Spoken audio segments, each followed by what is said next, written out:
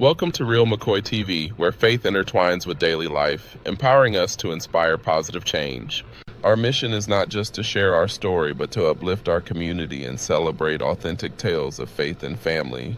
Journey with us and witness Cleveland's vibrant sports scene alongside heartwarming church events and cherished family moments, all showcasing our shared values. New content graces your screens every Tuesday, Wednesday, and Saturday evenings, making it easy to engage with us on this enlightening adventure. We invite you to be part of the Real McCoy experience.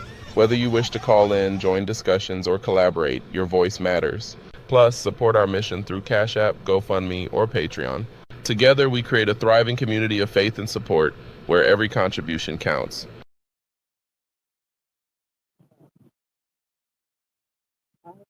Yeah. Great service, y'all. Get to one church. It ain't too late. The road is getting better. Don't want to miss this word live. You're probably checking in online. McCoy's checking in post church today. I don't even know if he really gave us a title for today, did he? You know, we're still talking about the word save, the concept of save. Savior. Savior. What it could mean, what it means, stuff like that. So I thoroughly enjoyed the word today. Miles, did you enjoy church today? Are we angry at home? Take this off. You need this on here.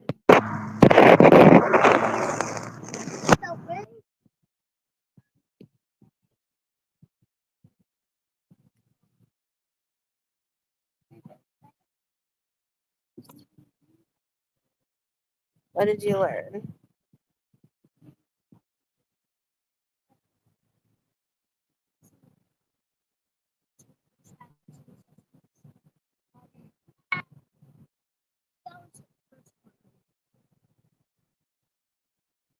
Okay.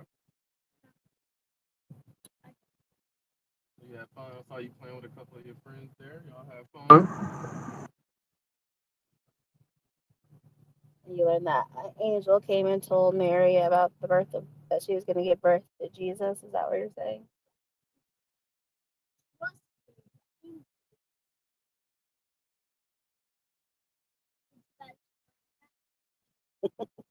We did not talk about that today. But yeah, you learned something different than we learned. I have learned that before, but just not today.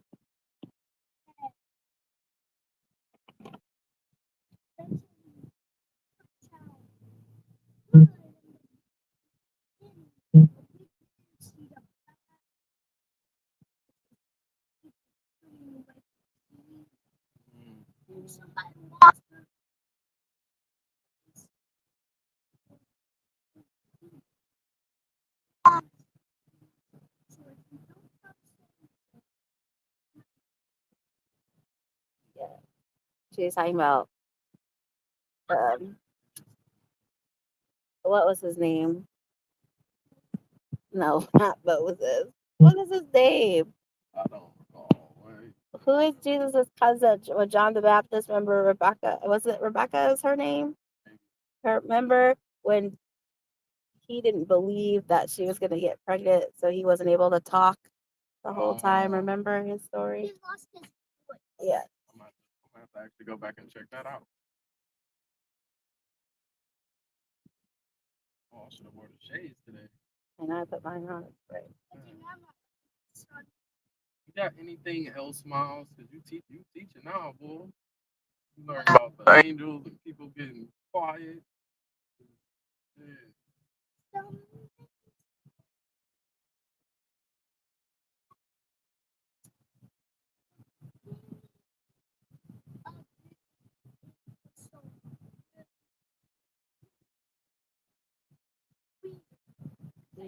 Zachariah and Elizabeth. That was her. Remember, Pastor did a sermon about Zachariah before. Those are. I do like he touch on some characters. I'm not fully tight. Hit on. Give me some studying to do. Clearly, gotta look it up again. I hear you, Miles. Go ahead, Zachariah.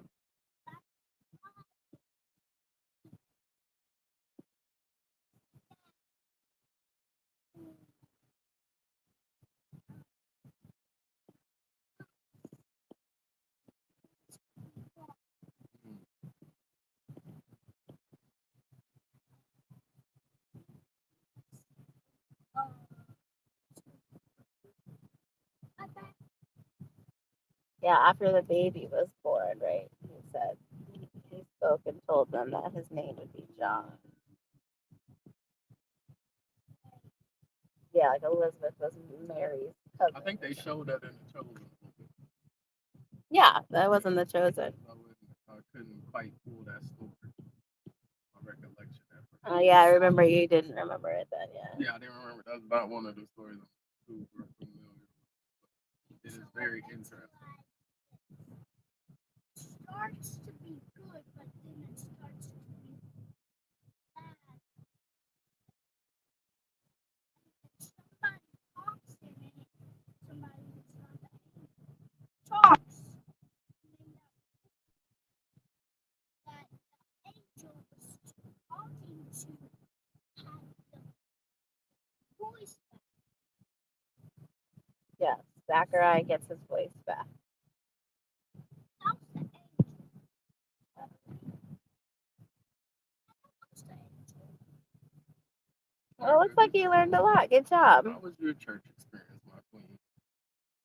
I You like know the I service liked it. You know a I liked lot. it. I would say this is definitely one. If you This is one for don't the listen believers. to one, even the non-believers. I feel like the lady in front of us was crying because she had some stuff. I Like almost cried. I when felt heard like that in.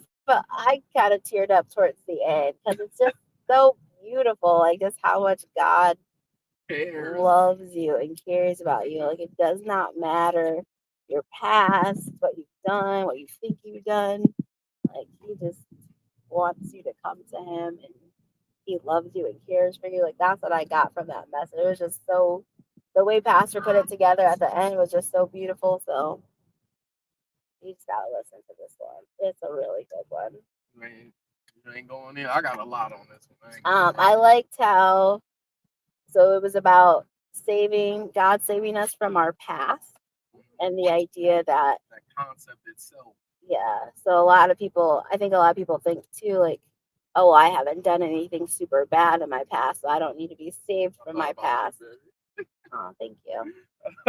You expressed that to me. Sorry not to get you up on a tangent, but sometimes white people be like, I don't know if Jesus loved me because that ain't my experience. Like I ain't depressed. I ain't hitting no rock bottoms, and I'm like, no, because you got a relationship with God. That's how it's supposed to be when you like got a living relate. So it's But there are things in my past, like different insecurities and issues that I have dealt with that God has delivered me from. And that I think too is understanding like that's just as important and just as significant as the person who has a total lifestyle change. Like we cannot belittle our journey and our relationship with God. And that's why we are so unique and different, and God sees that and meets us where you are and feels the needs that you have. So I feel like I was more of like, I mean, I don't have the exact same story as David, obviously, but that idea of like, oh, were you overseen? Were you overlooked? Were you not valued? Like stuff like that. Like that's part of your past that you have to heal from to move forward as well. So there's a lot of things that Jesus can take and deliver you from and help you with as you grow. So I liked how Pastor talked about, that part of David. And I never really thought much about that story of, you know, like, yes, I knew that when Samuel came to anoint David as king, he wasn't there and they had to call him in. That's one of my favorite parts of the story. Yeah. Why? Well, not to cut you off. It's just like I relate to David so much. Like I know I'm a king in my own right, but that's only through Christ. Like I know I'm a king through Christ because of what he didn't show how much he cared about me, man. A lot about what Pastor Greg was talking about, like save from your past. I grew up in what I believe to be like a wilderness. I didn't understand stuff. I'm like, even in recent history, like I'm really, really sad. I lost my stepdad. So even now I feel uncomfortable calling him my stepdad. Like he was a real dad, but then don't want to offend my dad.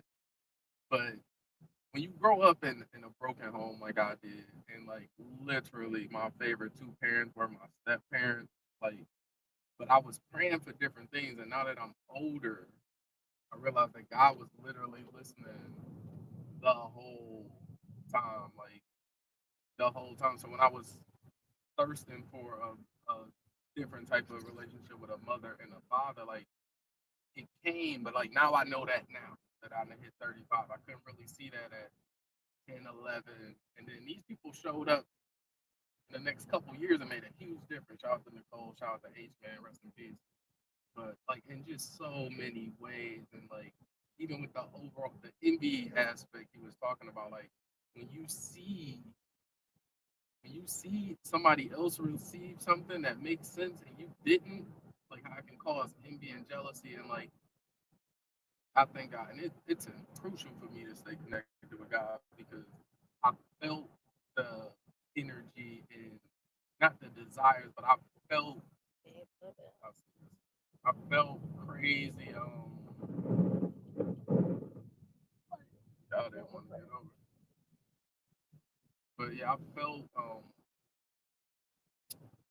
just some animosity. I felt toward not toward my son, but because I don't feel like I had a certain relationship with both my parents growing up. Like I be having to keep my foot on the gas because I be having to remind myself, like, no, just because both his parents is here, that ain't enough. Like it's the goal is still the goal, but having to fight against like, man, I only had one at most of the time. I never had both at most of like I didn't have the experience you have. So just that little piece without getting too much into it. But a lot of people know me through football success, but like a lot of y'all don't. Y'all wasn't there when I was not being selected, when I was overlooked, when I didn't get to play what I wanted to play. But I do firmly know now, due to my relationship with God, like how I carried it when I wasn't starting. Yeah, I'm gonna just So you're going to, you have to get it that way, babe. no, I don't. Are we going to get gas? Yeah, I worry about the merge when we get down. That lane going straight. This lane, these two go where we going. So, No. but like y'all wasn't there. Like my like people only see the success is what I'm saying. But my first 3 years when I wanted to play running back, and I went through 2 years. Like, oh, next year I'm gonna get it. I'm gonna get the no. Didn't even really get a fair chance. And then finally, like 13, 14, one of the coaches finally let me get that. But I think like people don't really see the grind all the time. People don't necessarily always see that. But I know for a fact, like I like used to tell God, like I want to start. I can do this. I can make plays. And then for it to happen again in high school and then in college, So it's just God is just real. He does listen, and ethics over everything. But this sermon had me definitely in a recollection bag, and just I feel like God was just reminding me, like, yeah, I do. I'll be there for you. I got you. But I heard it all today. So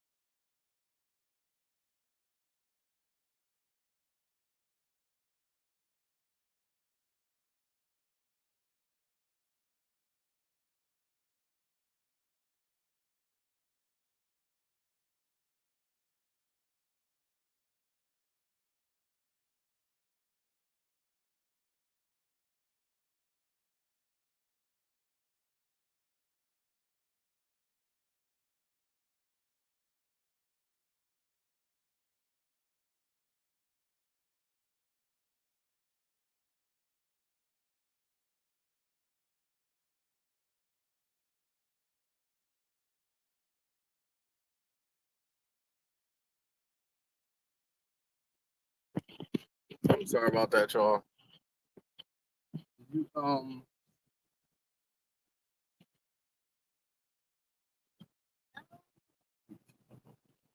That's fine.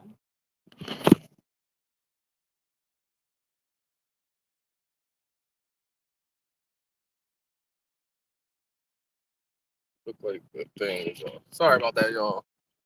But great service, great word. Check it out. But yeah, it's just a different thing when you got responsibilities. Like I think God really deal with people who like when you got your because He's looking after your heart. Like what is you doing when nobody's looking? And then are you executing? Are you executing your responsibilities? In David's case, he had to put his life on the line for his sheep. Like that was just a household chore. And then to wrap it all up with somebody who was putting their life on the line for their sheep, to then you get in the same spectrum, not in the same spectrum, but let you not be close with God and get out of the fight. Like get out of the fight. That's what I got from what Pastor Greg was saying. Like if you ain't been in the field fighting, you don't remember what the casualties is and what the cost of fighting is. David had been fighting wars and all that, and he must have took himself out of the constant spiritual. Like you got to keep your foot on the enemy's neck. You know, so because he went from putting his life on the line for a lamb to literally setting up and plotting on a lamb for something that he wanted, and then the whole overall icing of the sermon was this whole concept of thinking because you ain't doing it how they doing it, you ain't in the wrong. The goal has always got to be God, pleasing God, His way, His will. Because Pastor Greg said something that most pastors I feel like really don't say, but he been really giving us the history of it. And a lot of them was going against these other cultures and these other gods. These other gods had different expectations of their servants. So if you serve some of these ancient gods, like then you was bound to be down with some child sacrifice, some things that God don't like. Now David was around these other cultures, and apparently at some point, because he did not get this from God, it's okay for him to go after Bathsheba and set up that man for, plot on his life. Like he's using his rank and authority to do these things. But in comparison to all the other kings, he ain't did nothing wrong. He ain't did nothing wrong because he's a king. The king is the law. But because David serves God, he's able to have this process. I don't know what was off of this process where he couldn't keep his mind right to not commit this act, other than for our benefit, for us to learn from this great story of King David. He was just lustful, right? He wasn't where he was supposed to be. He wasn't supposed to be there anyway. And then he saw her and lusted after her. I think it might have compounded to that at some point, because I believe if you're praying daily, you staying connected with God, there's no way you don't fight the idea of doing this to this man. So in my opinion, you can't be communicating well, I think with it God also, and well, yes. your center But I think it also highlights the point, like sometimes we make a mistake. Like his first mistake was, first of all, being there.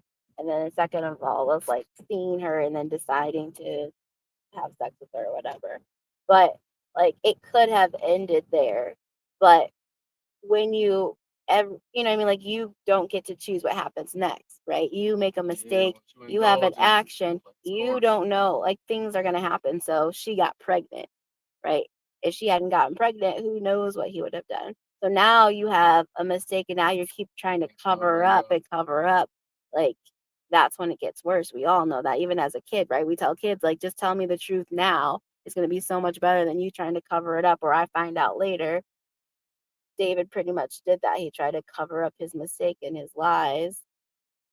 Same thing with Adam and Eve in the beginning. Like, you have to take accountability before it gets to that point. And like you're saying, like if you're not connected to God, then you're not going to do that. So it make you subject to like a fall that I would say it probably shouldn't have went that way. Yeah, like if he really thought about it, he'd be like, oh, I would never do something like that. That's why when he gave him the example in the In story. 2 He was like, Samuel. yeah, that guy needs to be killed for doing Yeah, it. it got wrong. He said, yo, you are he. You are he. You are the violator of this. So great word today, Pastor. Great teacher. Gotta be the greatest teacher in the city. So, great teaching, great practical word. So, yeah, I love it. I ain't even gonna hold y'all too much longer. Get off of here and go check out the one church service. Go check that out. I gotta gas up my family's car, get them some food. They get hangry, man. McCoys get hangry. Really? But y'all got anything else to tell the people? Great church day. Even though it snowed, a shovel before church. Shout out to Pastor Greg. I didn't ask for credits. Yeah.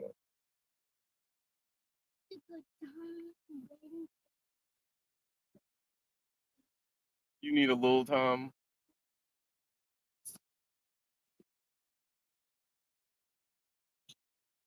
Well, it's just it was a good service for me.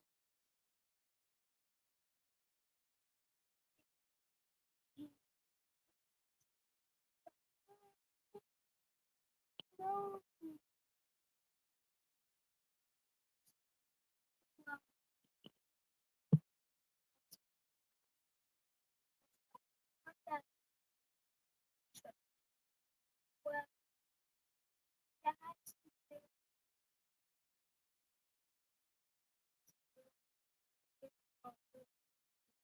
Well, that's Did you practice your song for choir?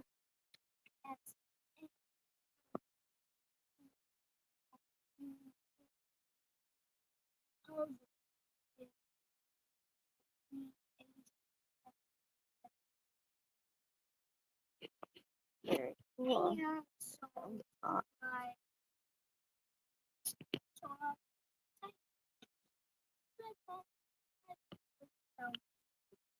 I'll say one other thing for me, not necessarily part of this service, but it'd be kind of be interesting to dive into jealousy in the Bible.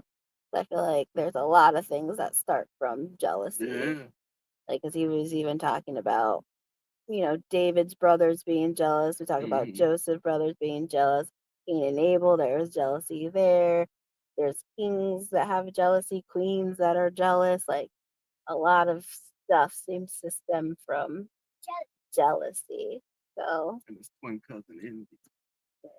so Which, in my opinion, if you ask me, comes from not being grateful, not being humble enough. Like, you guys.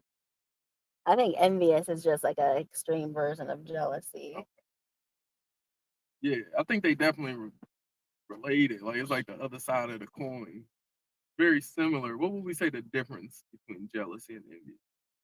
Jealousy might stay internal, and no, because envy might just. I don't know. We could look up the actual definitions Okay, of the word, I guess, but maybe envious is just more. I don't know. Envy is sound word. So. All right, y'all. That's it, man. Appreciate y'all. See y'all next week.